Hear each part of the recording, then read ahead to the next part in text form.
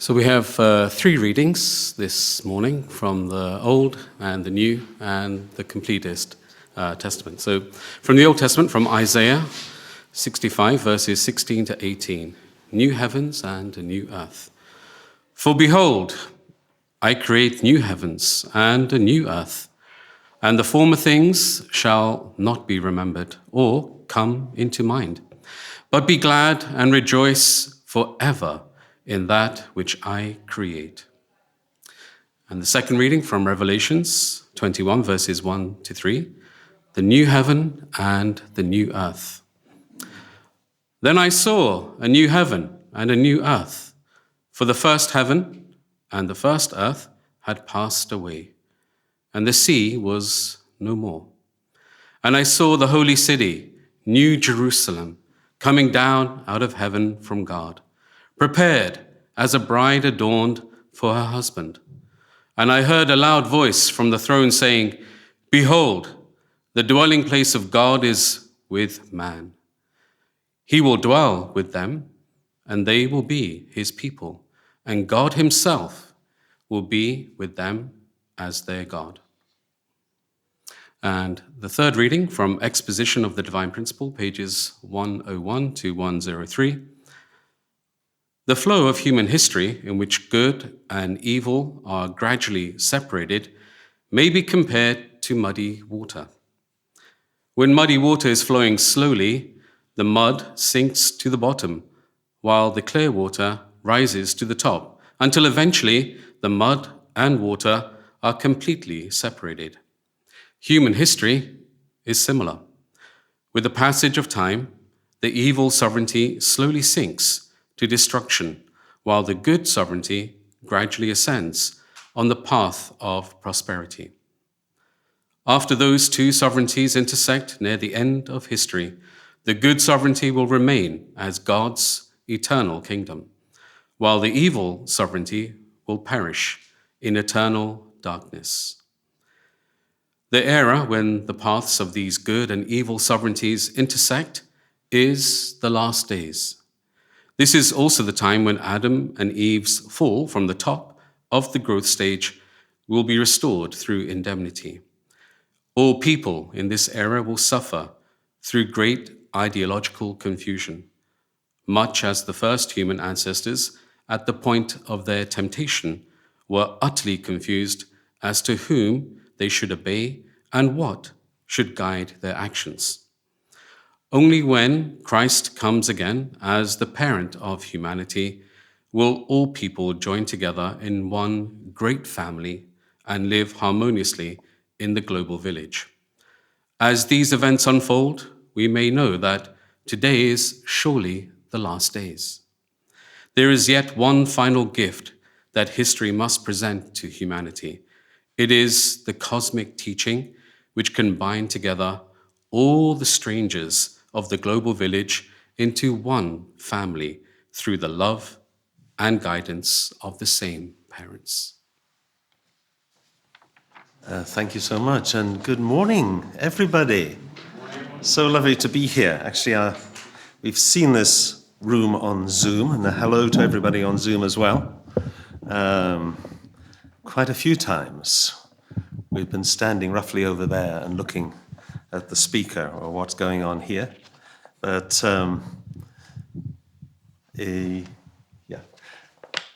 But this is our first time to be with you in this room. So it shows that it's a little overdue maybe, but thank you very much for welcoming us. So my theme this morning is a culture of heart. And I was originally going for a more controversial title, right? Something like, can a culture be created? ? You know, for unificationists, there's a talk about creating a new culture. Okay, don't worry, we'll get back into that. How's that? Yeah, let's talk about creating a new culture, am I right? Developing a heavenly culture, or a Chonilguk culture, where Chonilguk is the ideal peaceful world of the world as one country. with beauty and diversity and a culture of peace, richness and creativity, right? Going into building something beautiful and endlessly enjoyable and just. But we have to remember we come on the foundation of Judaism and Christianity, two traditions that have profoundly shaped the world, especially, we're considering perhaps our European tradition and what we are in this country. So this has been the central history of God's providence of restoration, as we well know. And if you think back to the 1976 speech of our founder, true father, at the Washington Monument, he talked about the three brothers. Do you remember that one? The three brothers, of course, Judaism, Christianity, and Unificationism as the youngest brother. And that's a kind of nice, humble way of talking about the movement that you started. We're very much the younger brother to these older two. So what will constitute this new culture, and what is it that really matters? Those are my questions for you today. Right? So more to get you thinking than to give you fully formed answers. I don't think myself that it is a matter of, say, substituting words in existing praise songs, for example, which is something we like to do, right? New culture, or including the word true parents in every new song, which is maybe otherwise quite ordinary. Well, there's something new there. But I'd like to journey with you this morning, or share some of my explorations with you, just to get us thinking. So what is this new culture going to be like based on the kind of development of culture in the past? And what can we learn from this particular historical process? So I'll mention, as I said, Christian culture in particular, but when I do, I think it's important to remember that it is Judeo-Christian culture. The Christian Bible is the Old and New Testaments. We had readings, remarkably similar readings from those two this morning. And even there was such a tragic divorce between the new kind of Christianity, finding its more international roots, and Judaism itself. Luckily, the Old Testament, and hence the Jewish scripture, was always included in the Christian teaching. I remember your wonderful pastor, Brother William Haynes, saying how the Quran should have included Old and New Testaments as part of its book, and how much of a positive difference that would have made to realize they come on that foundation. Right? So it's an important inclusion. The Christian heritage, then, of Western Europe has profoundly shaped its culture.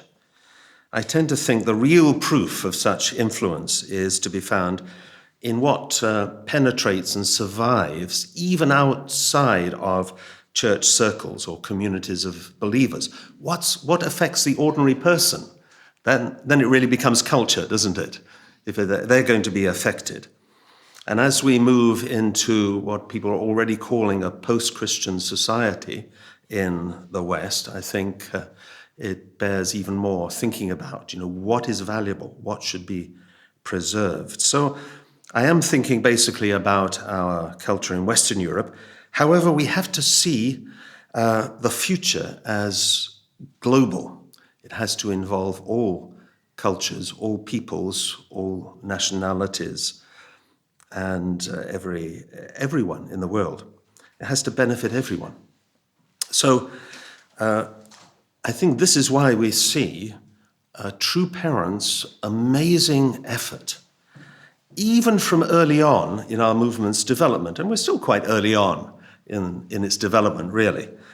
But they made such an effort to sow the seeds of unificationist culture and divine principle teaching all around the world. And it has taken root, of course, in very diverse existing cultures, which itself is an extraordinary achievement in such a short time, in my understanding. So what are some of the key benefits of this Christian heritage which we've had? I think, first of all, we could say underlying everything is a moral and ethical foundation which is there and which we need to appreciate. Christian teachings certainly have deeply influenced Western moral philosophy and emphasizing concepts like human dignity or charity or justice. And the idea of universal human rights stems in part from the biblical notion that all people are created in God's image. So this is giving this basic respect to everybody. Also, we have legal and political systems. Many legal principles, such as equality before the law, compassion in justice, the sanctity of human life, they all have Christian roots, Judeo-Christian roots. And even a phenomenon like the separation of church and state, though it's evolved over time and for different reasons, it still was influenced by Christ's teaching of rendering unto Caesar what is Caesar's and unto God what is God's.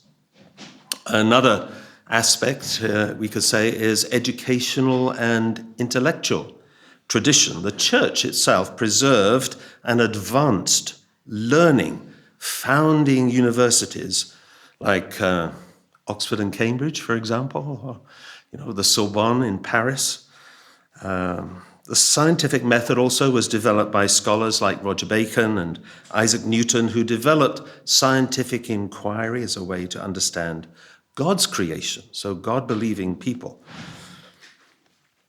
Also, we have the area of art, music, and literature. This is a big influence. Christianity inspired some of the greatest artistic achievements, from Renaissance masterpieces to Gothic cathedrals, and literary works such as those of Dante, Milton, Tolstoy reflect deep Christian themes.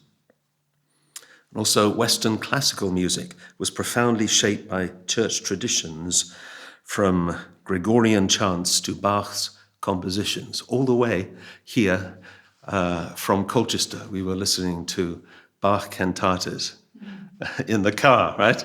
I thought that's a good preparation for today, what I'm going to be talking about. And then you remember that he was asked to write one of these cantatas for every week. So every week had a new whole kind of set of new music to go with the church service and to have it sung.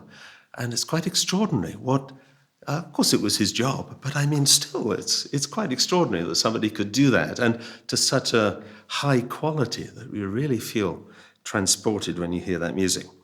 Also, very much part of this tradition or inheritance is our charitable institutions, right, and social welfare. So Christian teachings on love and compassion, they led to the founding of hospitals and orphanages and charitable organizations, and many modern humanitarian movements as well had Christian input and Christian values: abolitionism, prison reform, social justice efforts. These things that we study about, they're rooted in Christian convictions.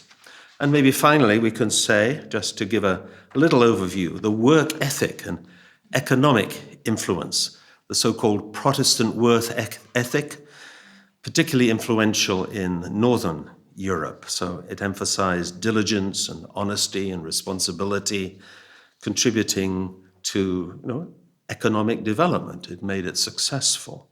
So while Western country has become increasingly secular, many of these Christian influences, they remain embedded in our institutions and values. I'm sure you recognize that. But I don't know that everybody recognizes that, actually. Here are some illustrations. I should relieve this monologue a little bit, right? Of what we've been talking about, especially in the art way. Here's an illustrated manuscript. Can you see that? That's the letter B. And it's called, technically it's called an inhabited B, because it's inhabited, and I think it speaks for itself. there's a lot going on in that particular B, right? And this is just starting a sentence as part of a lectionary or some church book of divine offices. And there it is, so much devotion, so much effort, so much kind of feeling that this is really to offer the best to God. Of course, all totally by hand in those days. Here's a Renaissance picture that was referred to. This is by Murillo, Spanish artist, around 1652, that kind of time. It's called the Immaculate Conception. So this is Holy Mother Mary floating there, right, very gracefully. Here's another piece of architecture in this case. This is part of the front of Rouen Cathedral in France. This is Gothic, of course, but from the flamboyant style, it's called. This is all stonework, carved stonework, and then erected. Quite extraordinary details. And probably my favorite example, actually, if you ever get to Ely Cathedral, so-called Ship of the Fens. It's a very beautiful cathedral. And you look up, and not where the main tower is, but further down the nave is this crossing point where there's a lantern, this so-called octagon, and it's made in wood, probably somewhere between 1322 and 1342. So it's 14th century. Quite extraordinary and just very beautiful. So this says something about people's devotion. They're putting God first, and their real effort to glorify God and to recreate a very heavenly place. So when you go in such a building, you just feel the awe and the presence of God. And I think, like that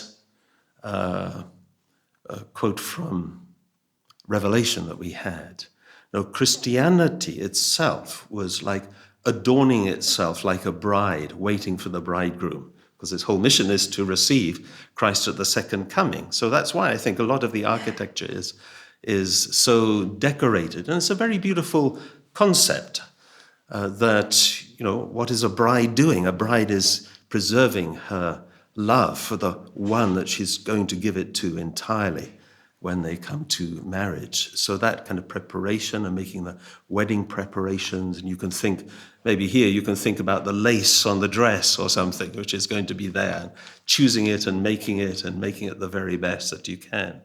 So these are very profound contributions. And of course, in music, we mentioned that as well. Just prior to the time when I met Unification Movement as a student, I'd gone to a performance of Bach's Matthew Passion, or St. Matthew Passion, in Bristol Cathedral. The overpowering understanding and feeling, shattering feeling that I left with after hearing that was that it was an absolute tragedy that Jesus died. That's what I got from the music. So I was totally prepared and actually almost looking for the message of divine principle when I heard it because of that. And after that concert, I didn't speak to anybody for 3 days. It was so moving, so profound, and just this overwhelming feeling of this should never have happened to such a person. That was coming through. So, okay. But there are some aspects, we have to say, of this heritage that are maybe not so good, right? One is that there is and has been religious intolerance and conflict. So historically, Christianity's dominance sometimes led to persecution of religious minorities, including Jews and Muslims, and even differing Christian denominations. And events, that we study in the Divine Principle, like the Crusades, the Inquisition, the Wars of Religion in Europe, they illustrate really how faith was sometimes used to justify violence and suppression. So that's understandably not so good, but also there was suppression of dissent and free thought. In some periods, the church sought to control intellectual discourse, at times opposing scientific discoveries, as we know, the kind of fate of Galileo and others who were researching scientifically, and the enforcement of orthodoxy in certain areas stifled alternative philosophies and led to censorship of ideas. So also we see gender roles and social hierarchies where traditional Christian interpretations certainly contributed to very rigid gender roles, often limiting opportunities for women in leadership and also in education. And hierarchical structures within church institutions sometimes reinforced broad social kind of stratifications. Of course, movements within Christianity then tried to turn those things around and make it different, but this is all part of the history. There was colonialism and missionary zeal with its good purpose to spread the message of the Bible in time for the return of Christ, but it also was leading to cultural erasure, wiping out other cultures in an uncaring way, and a suppression of indigenous traditions. And missions provided education and healthcare, but they also played a role in justifying some kind of European dominance as a superior force over other cultures. So there's tension between secularism and faith as Western societies, they become more pluralistic, right? And historical entanglement or tying of Christianity with state power has led sometimes to conflicts over secular governance and religious freedoms. Also, we see moral rigidity and development at certain times of a guilt culture. So, okay, while these historical aspects should not overshadow the real profound positive ones, they are part of a broader kind of cultural history and narrative that's going on. So I would say culture is not something that is simply declared into existence. You can't declare it and then it is, right? It emerges, it evolves, and it solidifies over time through various inputs, the shared beliefs and practices, through the institutions and how they develop, and historical experiences. And so when we ask this question, can a culture be created? Maybe we can say yes, cautiously, but not in an instant and not just through mere intention. It arrives through shared narratives and various structures, rituals and practices, things that become very much part of people's lives and part of cultural and society's practice. So these kind of things. We can say, I think, in conclusion on this one, that a culture can be intentionally shaped, but it requires sustained effort over generations, actually. And while trajectories can be influenced by leadership or institutions and events, they are rarely kind of predictable or linear in how they develop. Now, our true father, Reverend Sun Myung Moon, spoke extensively about the concept of a culture of heart. And this idea was very central to his vision of a world centered on God's love and true human relationships. And here are some key aspects of what he meant, I think, by creating a culture of heart. Certainly love is the core principle. A true culture should be based on genuine, selfless love. Amen? We can say amen. It's a sermon after all, right? So particularly, it's the love that originates from God. And we see this as an extension of the family, where relationships are based on parental love and filial piety and brotherhood, rather than just self-interest. Also, and coming out of that, is the view that the family is the foundation of culture and indeed world peace. It's something that very valuably UPF makes a connection on, how you cannot talk about world peace without thinking about peace in the family or even peace in the individual. So, Society's culture is ultimately shaped by its families. What families are making up this society? And if families cultivate true love, sacrifice, good moral values, then those very qualities will permeate society and flow through it. And Father talked about absolute values in marriage and family, including fidelity and parental responsibility and the very sanctity of marriage itself. Also, very key to his thinking is this idea of living for the sake of others. It's the foundation for harmonious relationships at all levels, whether it's personal or societal or even global. We should be thinking this way. And this principle is meant to replace cultures that are ones of self-centeredness or materialism or conflict, with one of cooperation and also mutual prosperity. Right? So also, he talks about, and I'm drawing a lot of this from the peace messages. You remember the 17 peace messages?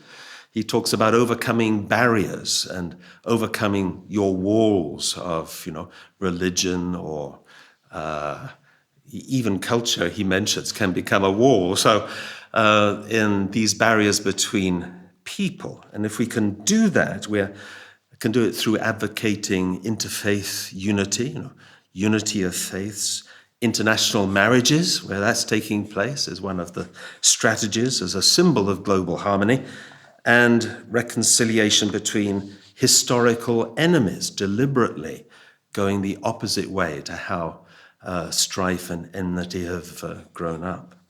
Also, encouraging, even from early years in the movement, art and music and education, things which, Christianity certainly developed, and those should be reflecting divine values. So true parents see art and culture as really powerful tools to shape society, and they're encouraging cultural expressions that really reflect God's beauty, divine beauty and goodness, rather than the kind of decadence and moral decline we see in other areas. So the movement, again from early on, surprisingly early on, given the size and the length of time it's been existing, starting educational institutions, performing arts groups, as we know, and media organizations, all to promote this vision. It's something that we can certainly be proud of and seek to enhance further with confidence, because this is what true parents did from an early time. And then we have maybe, finally, I'm just choosing 6 points from each of these, right?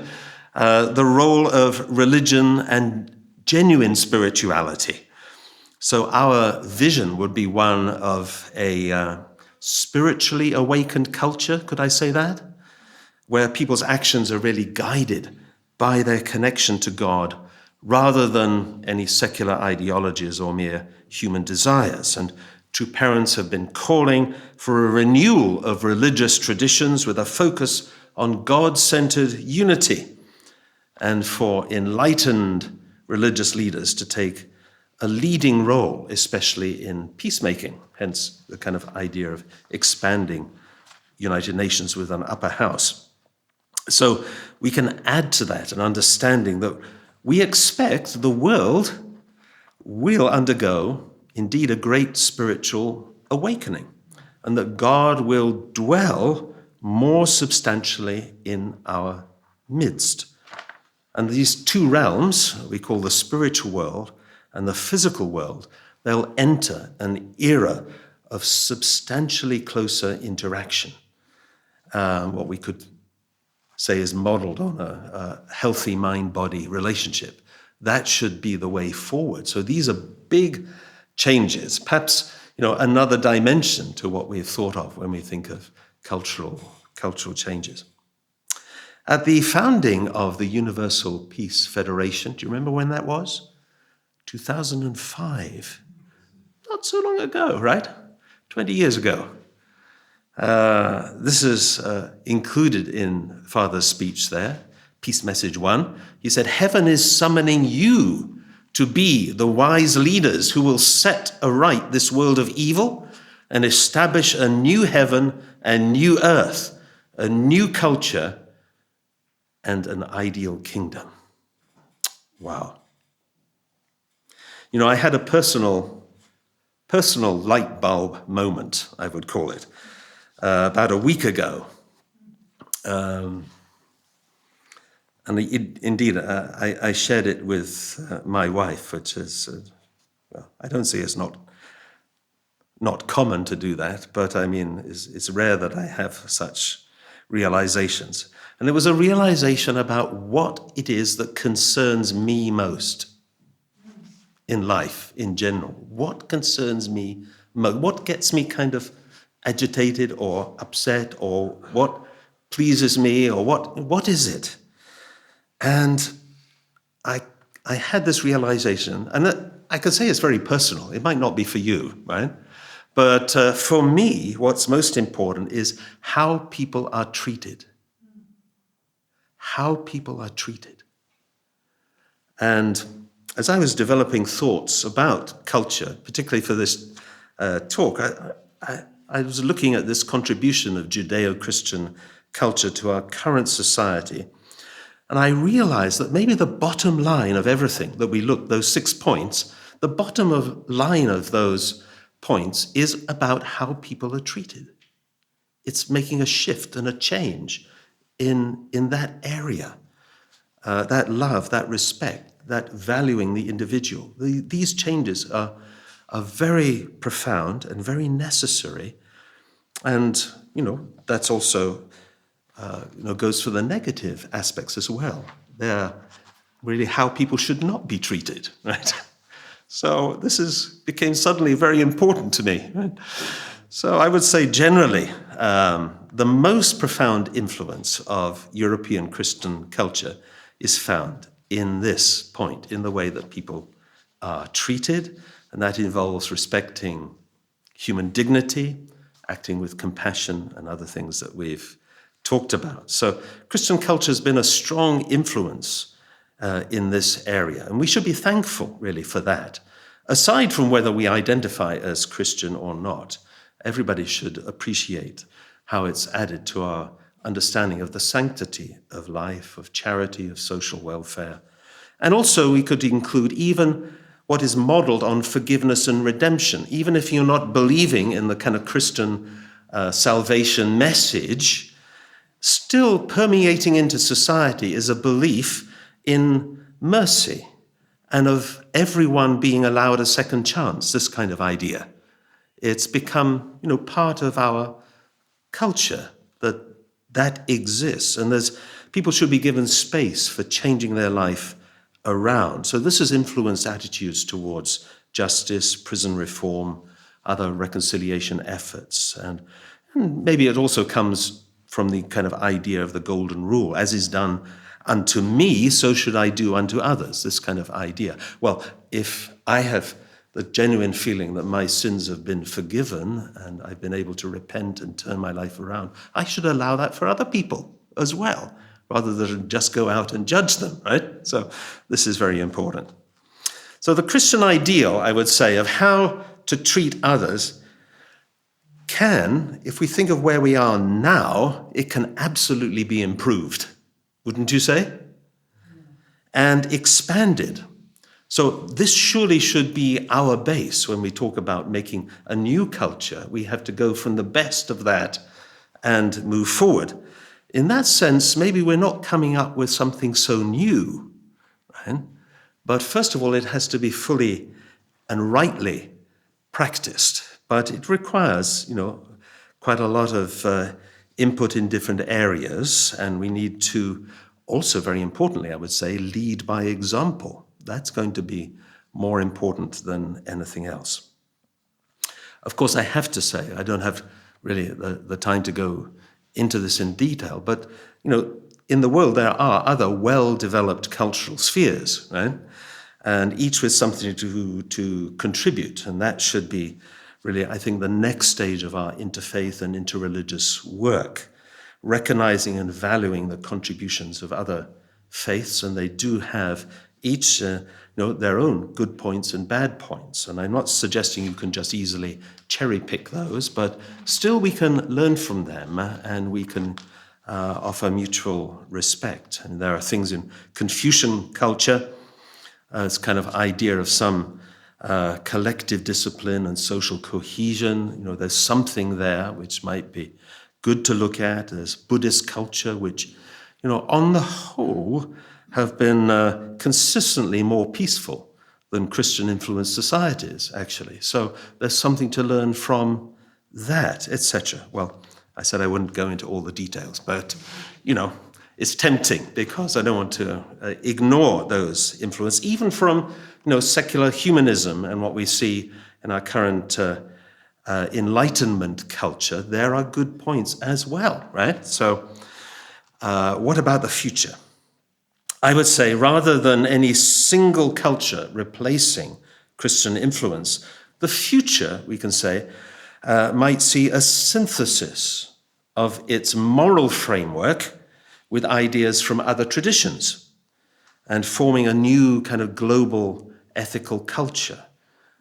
So it involves everybody, and it's something that people can agree on. Father's emphasis on universal values has to be realized in that way. And the vision of the culture of heart, it really represents an ideal future where human relationships are transformed largely by true love. It has to be that way, right?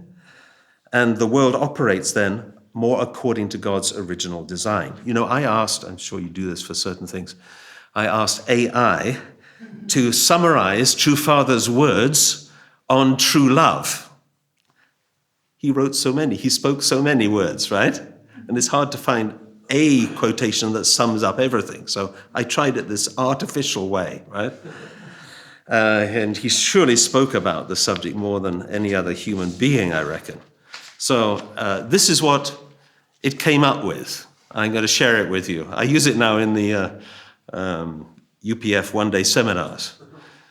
True, genuine love is a deep and selfless love that seeks the well-being and happiness of others above oneself, that is seen as a divine and transformative force that has the power to heal relationships, communities, and the world at large. Wow, right? I was impressed by that answer, right? And the politeness with which it was delivered, right? Doesn't cease to amaze me. So, Father also said this. Here's a quotation from a beautifully entitled speech, Establishment of a World of True Heart-Centered Culture. May the 1st, 1994. The world of the future is a world overflowing with God's love and the fragrance of true humanity. It is a world where the culture of heart blossoms and humanity's original nature shines forth. So I think our next steps would benefit from recognizing and emphasizing, I would say, the positive aspects that we already have or have been given, even if they're not, fully practiced, and also being honest about the shortcomings or the failures as well. I think that's very important.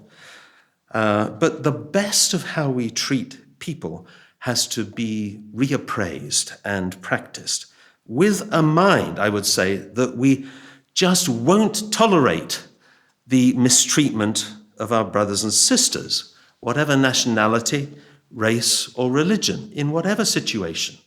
We have to have that kind of drive and energy which can permeate society and just say, it's not acceptable. We're not having it anymore, right?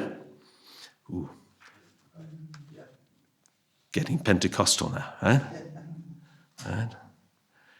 Yeah, we need this kind of strength, drive, and then I think that can change society. It'll start to wake people up in this way. It's just not acceptable. Certain things are not acceptable. Right? You know, I've often wondered, maybe you have too, I'm sure you have, wondered, how will it be that Chon Il-guk comes about, this heavenly kingdom? How will it come about? I think the section in the exposition of the divine principle that talks about the last days and how they are the present days, it holds the key, actually. We had that in our third reading this morning, if you can think back to that, right? Gradually we see people, whether from the religious perspective or the secular humanistic perspective, they're making certain things unacceptable in our society. And I believe this, in general, is a good move and to be welcomed, although these changes have been latched onto by certain unhelpful ideological agendas, shall we say? Do you know what I mean? Right? So, for example, maybe this move started with, I don't know if this is really the starting point, but racism. Let's take that as a starting point. You know, it's not so long ago where you could get away with quite racist comments, but you can't now, and rightly so. So this is a kind of cultural change and of a good nature. And then it progressed into the area of sexism. Right? Certain things are unacceptable in that area. And then ageism, right? Right? You can't just favor somebody for a particular job because they're younger and, you have to think about these things. It's all about how people are treated, isn't it? How individuals are treated and respected. Now, none of these areas, I think, has completed its necessary journey yet, right? But, eventually, let's think where these can lead. Divine principle there, remember the analogy it makes? It talks about slow-moving muddy water. That's society, isn't it, right? Slow-moving muddy water. But eventually, that's gradually separated. And the mud sinks to the bottom. It'll naturally do that. And pure water is left on the top.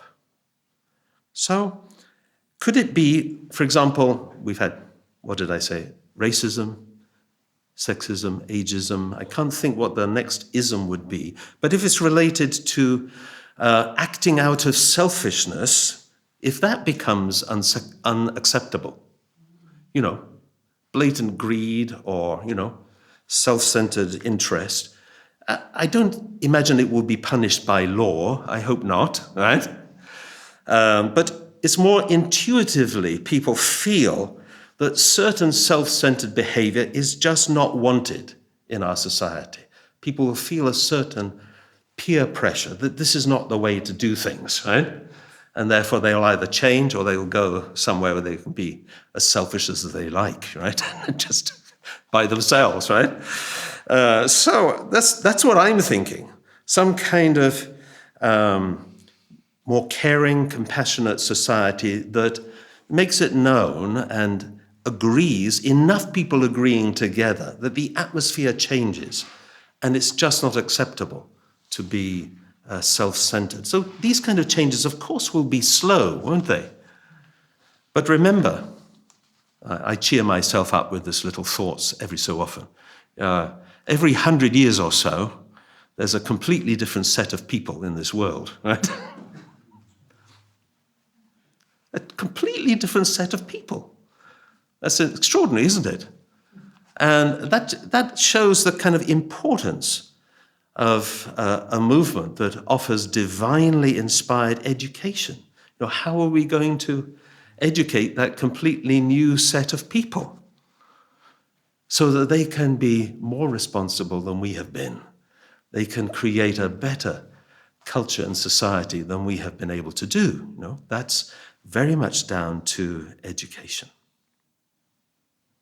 Let me end with one final quotation that I include, really just because I like it, to be honest. Right? This is from True Father, In the Way of God's Will, which goes back to 1980. He says there, life of faith is not limited to our spiritual life. What is important is how our spiritual sensitivity is applied to our relative environment.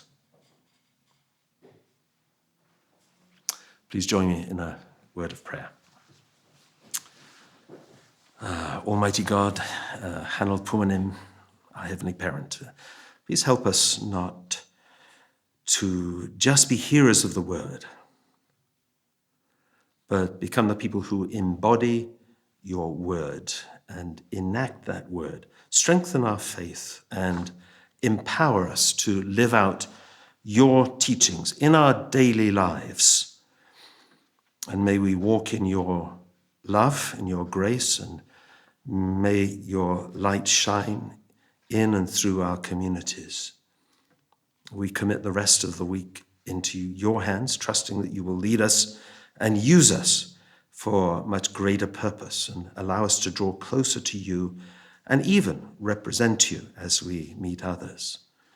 In attending Holy Mother Han, I offer this prayer with deep gratitude in my name, David Hanna, of a blessed family, our Jew.